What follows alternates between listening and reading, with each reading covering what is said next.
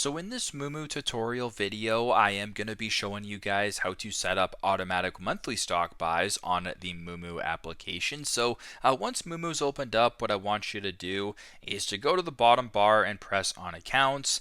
Then either go to the top and press on more to get to this screen, or you can go to where it says all right here, press on that, you get to the exact same screen. Under trade, press on auto buy. Now once you're here, you can either select the Canadian or the US market. So for this demonstration, I will press the US market right here. I will go to a watch list stock, for example. I'll just go ahead and dividend yields, whatever the case may be, and I will select Ford Motor Company. Now once you're here, if you want to set up automatically monthly stock buys, go ahead and press the investment amount. So if you did $5 for instance or whatever, under frequency, press on the drop down, scroll down to the bottom to where it says monthly right here, and then select the day of the month. So if you wanted the first of every month, for instance, press on confirm, read the relevant agreements, and then press on buy. So very simple, very straightforward. That is how to set up automatic monthly stock buys on your Moomoo account.